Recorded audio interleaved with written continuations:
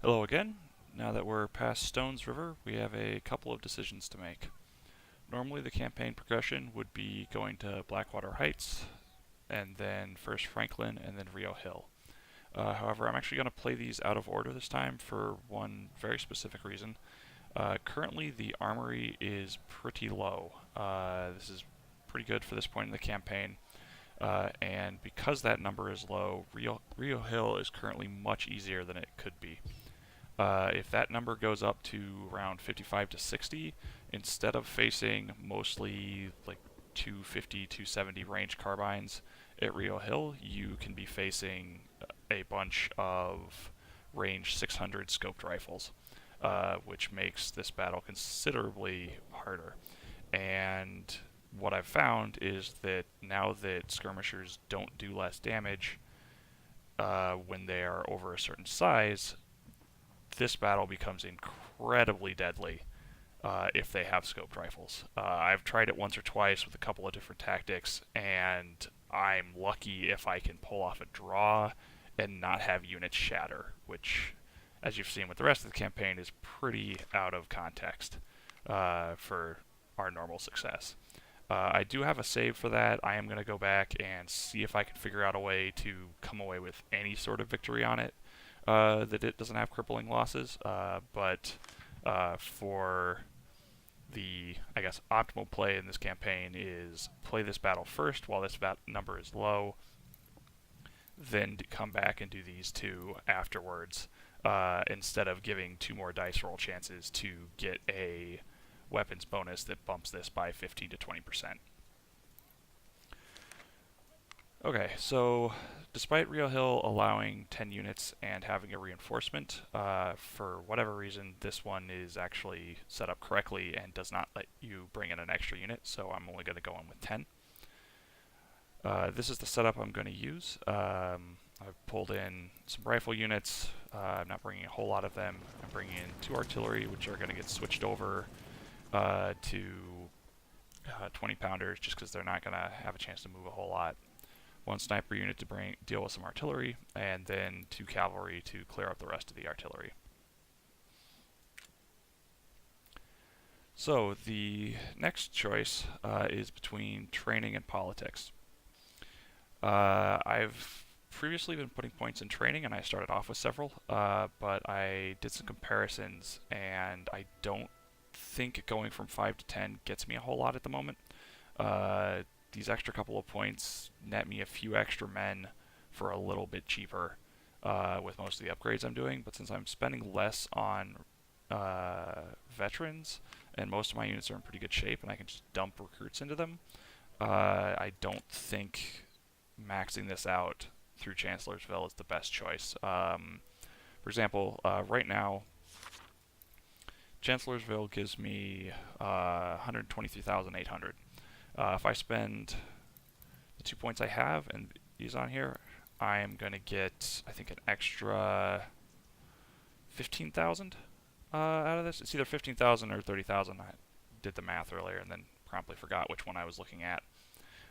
So my goal is going to be to get politics maxed, then I'll go back and do training, just because I feel like I don't need the reductions from cost from training as much as, or I guess the reductions in cost from training are not going to be worth as much as just getting the extra money.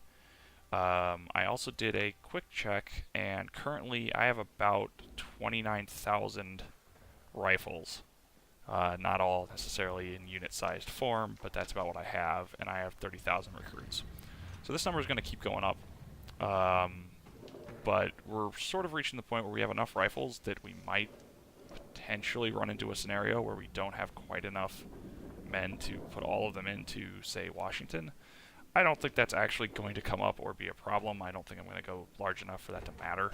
I can't imagine putting another 30,000 men into an army of, what, 26, 30,000 probably once. I guess we've been at 40, 45 for the major battles, so we have a ways to go up. But so either way, I'm not really doing this for the men. I'm doing this for the money because I just think it's more efficient at this point. I don't really regret the early training points, just because I was investing a lot early on to try and get 2 stars as soon as possible. I might, on a future playthrough, I might go back and reconsider the 4th and 5th point, and maybe start dumping that into politics earlier, just because I think it's a slightly better overall ratio of gain. I don't know. I'd have to really sit down and do a bunch of math to really determine which is better, but I think in the way the campaign is going right now, I think politics is going to be worth more. The one other brief thing I wanted to mention, I'm not going to be using in this battle, but I was looking at the numbers between the Sawed Off and the Cook and Brother. I'd looked at the graphs before, but it hadn't really stood out to me just how good the damage curve is for the Cook and Brother. And it has the same fire rate, slightly less melee than the Sawed Off, and while the Sawed Off has a much higher damage range, you're probably, just looking at it from the max range multiplier, which hard to say if you're really getting the max or long or what you're getting, but either way, like, it's almost double for the Cook and Brother. So while both units are going to be doing a little bit more than, let's see, this one does about 4 to 7 or so at max range, and this one's going to be doing about 2 to 6 and has a lower effective range. So I think I'm going to actually switch this unit over to a Cook and Brother, and I'll still mostly use it like melee cavalry, where I'll just run it in, not actually target, and then run it away. But I think this will actually do more damage, and I have some that I don't even have to buy, so I'm going to try that out at some point. I'm not sure when I'll get to it, but just wanted it's something I noticed, and I think I'm going to start doing that in the future. Okay, to actually get to the battle changes, we're going to get our general in. Standard cover and experience. Let's see. Then I'm going to take these units up to about, I think I'm going to do 1250. I'm going a little oversized just because I want, not because I'm going to take too many more casualties in this version where I'm facing the shorter ranged carbines. But I'm kind of doing this for damage output. Like, I want to deal as much damage to the skirmishers as I can, just because their cover ratio is always better than mine, and it feels like I've tried it a couple of times just to try different things, and it feels like I take fewer casualties with a slightly higher damage output. So a little contrary to how I normally play, probably worth considering overall, but I'm pretty happy with where I've kept my unit sizes, because I've stayed underscaling quite a bit for pretty much all the campaign, so and I've had pretty decent results. There's probably a few places, there was definitely a stretch of battles where I probably should have gone larger, but I think it's worked out. And I'm just doing the 2500. I could get away without doing this, but our money situation is pretty decent. I'll probably switch a better colonel in. Sure, you'll do. Just for the extra damage. And I think I can get both of these units up to 3-star. If I go find the right generals.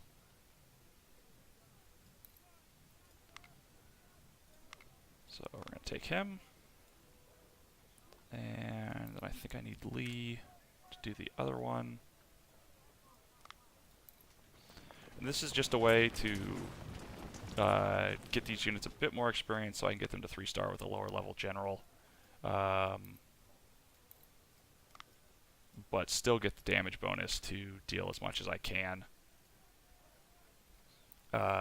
prior in this battle.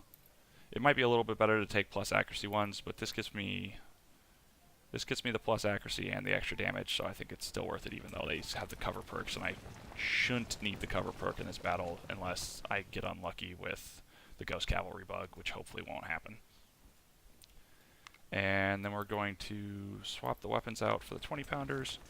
The 24 pounders would probably be better in most cases, except it's the way I'm going to be using these, it's hard to get them into position in time. Oh, where's that other 20 pounder? Oh, right. I'm actually going to buy them. So we finally compiled enough that we can get a second unit up.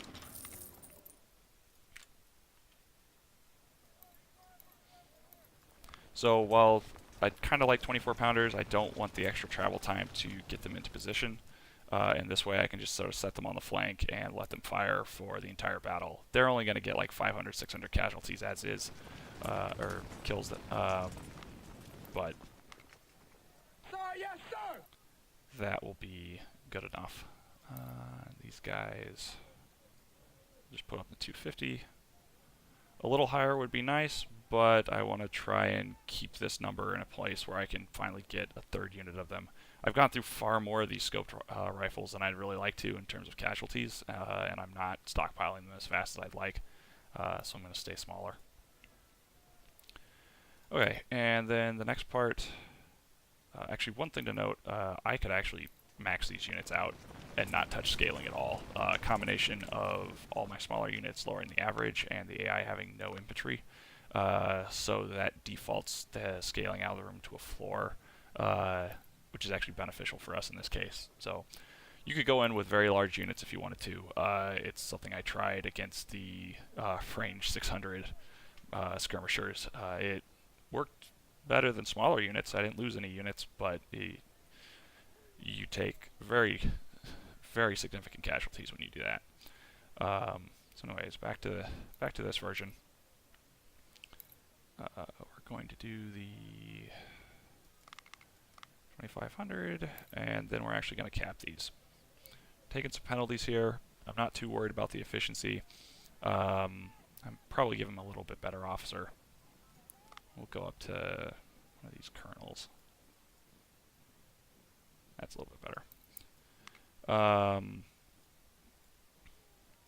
The reason I'm doing this is a battle with a lot of cavalry running around. Oh, it's Rio Hill. A lot of cavalry, a lot of skirmishers, and it is very easy to screw up and take a couple volleys. And so the larger these units are, the more resilient they are to that, and the faster that they will kill off any target I have them go after. Which is important because the sooner you can get them out of melee and onto the next target, the better they'll do. And I'll probably still take pretty decent damage on these guys, but that's fine. I want that number to go back down eventually anyways. And I'm not bringing I could bring my better cavalry and for the double charge bonus, and then I would really destroy the cannons that I'm going after. But they're very expensive, and I don't want to max them out or drop their stats enough to get them to a size where they can take a volley and not just shatter. Okay. I think that is it. Yeah, okay. That's what I wanted to cover in camp. Not a lot of camp work, but some good discussion on campaign progression. So I will be back with Rio Hill.